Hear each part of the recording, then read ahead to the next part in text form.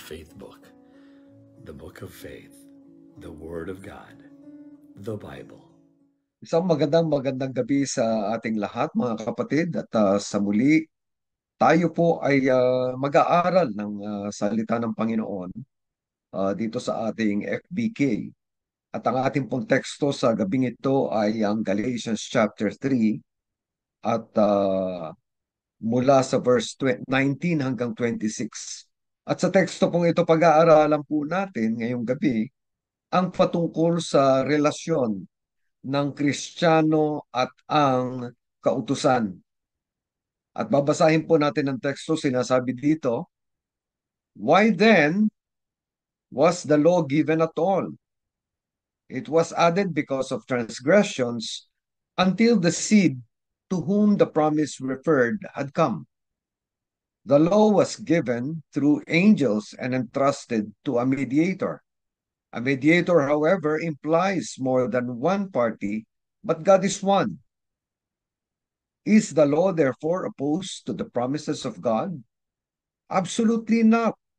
For if a law had been given that could impart life, then righteousness would certainly have come by the law.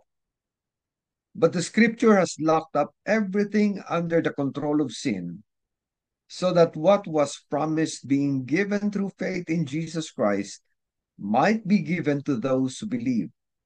Before the coming of this faith, we were held in custody under the law, locked up until the faith that was to come would be revealed.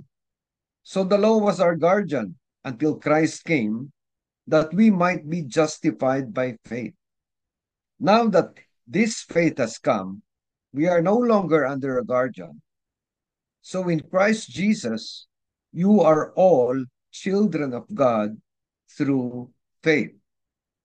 Dito po mga kapatid, no, talagang inilalarawan, inililinaw ni Apostol Pablo yung ating relasyon sa kautusan. Kasi nga, maraming nagkakamali lalo sa kapanahunan ngayon patungkol sa ano ba ang talagang relasyon ng isang Kristiyano sa mga kautusan ng Diyos.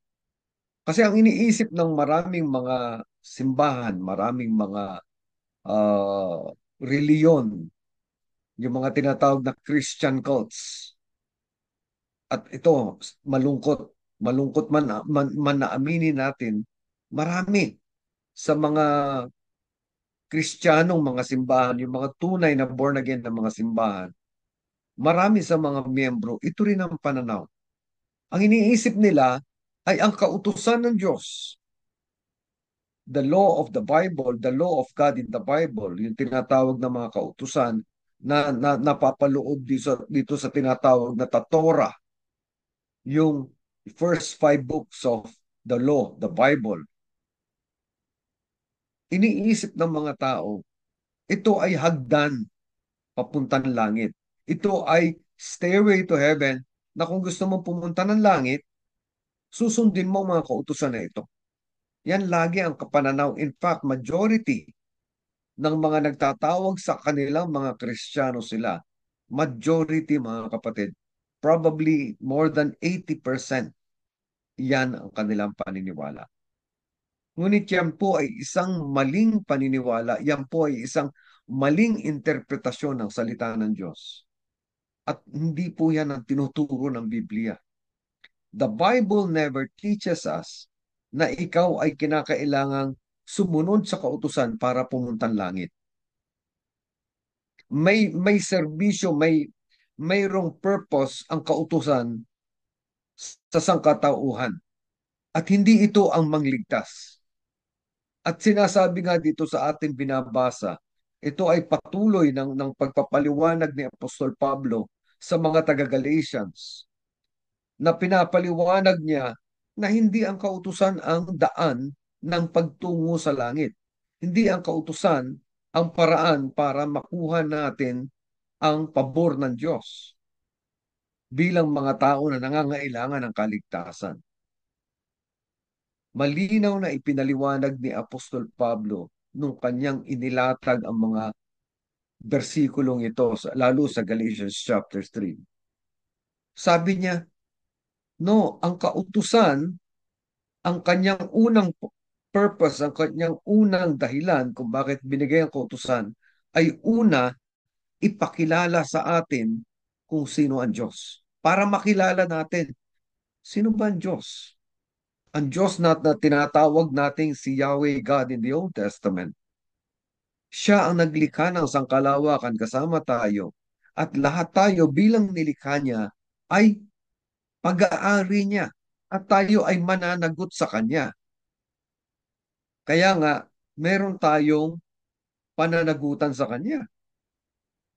Ay sabi sa Biblia, hindi natin kinilala yan nung simula.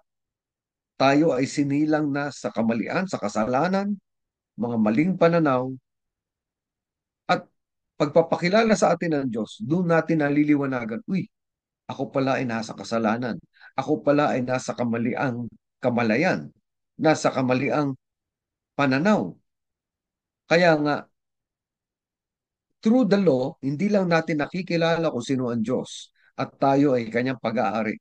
Nakikilala rin natin na tayo ay makasalanan. Kaya nga, sabi nga ni Apostol Pablo, ang law ay parang custodian. Sa pamamagitan ng law, ng kautusan, tayo ay nasa ilalim ng kanyang kustudiya. Bakit? Sapagkat pinakita na ng kautusan sa atin na tayo ay may atraso sa Diyos dahil sa ating mga kasalanan, napakarami ating kasalanan. At alam natin ang kasalanan ay ang pagrebelde, pagsalangsang sa kautusan ng Diyos. So sinaling natin yung mga kautusan. Eh siyempre, hindi naman nandyan ang kautusan na walang kapangyarihan. May kapangyarihan yan. Galing sa Diyos yan eh. Kaya tayo ay nilagay sa ilalim ng kustodiya niya. Ngunit dahil nga may habag, may awa ang Diyos, may pag-ibig siya sa atin.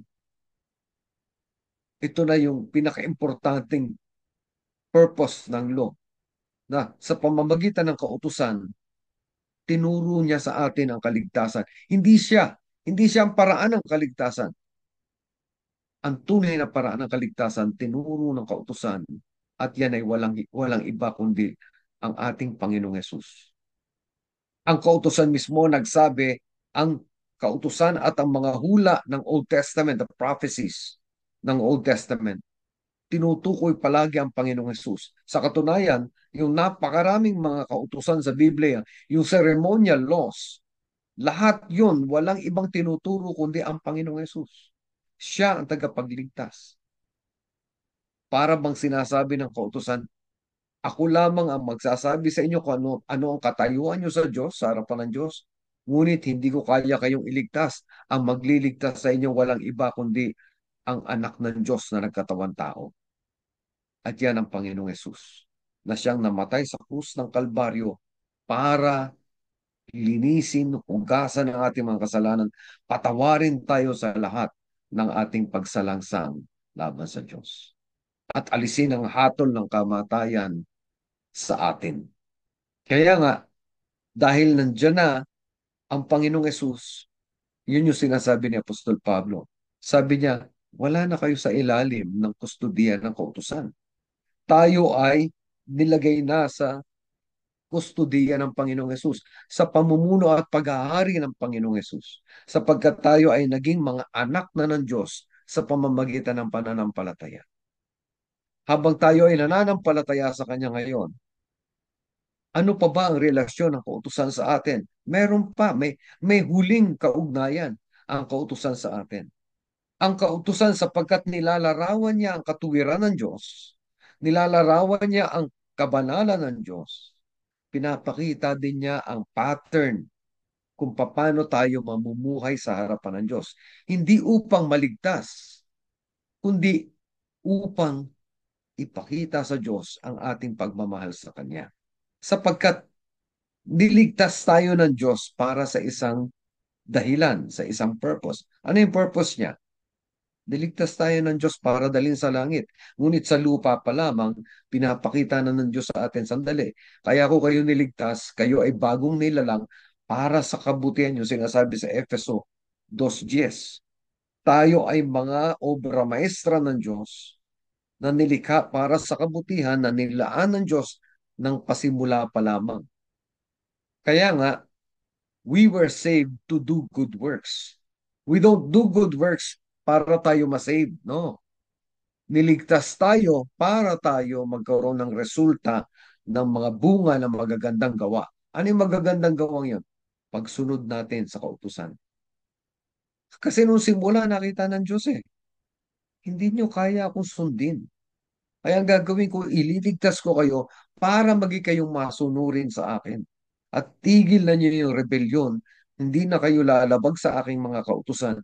Magiging na kayong nakaayon ang buhay niyo nakaayon na sa aking kautusan.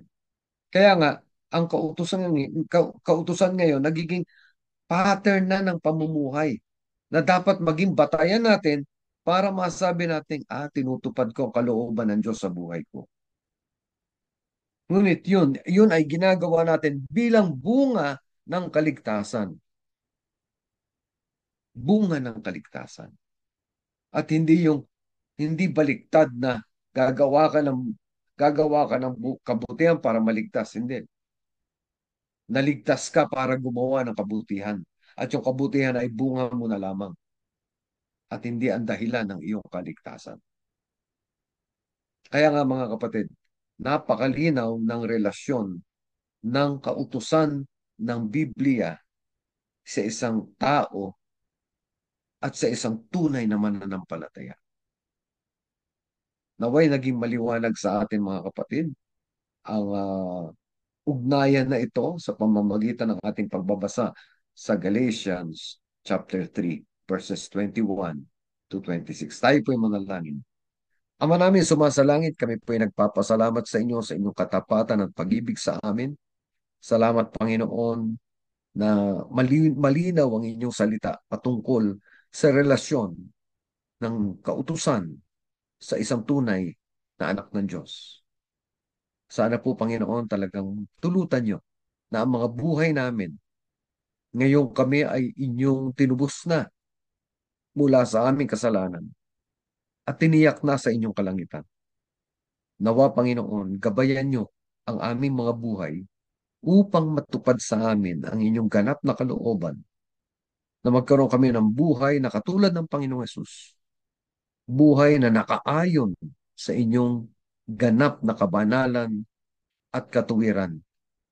At sana po, Panginoon, sa buhay na ito, tulungan niyo kami na masunod namin ang lahat ng inyong kautusan ayon sa inyong gabay at patnubay sa aming buhay. Sa muli, salamat Panginoon. Ito po ang aming samot dalangin sa ngalan ng Panginoong Yesus. Amen and amen.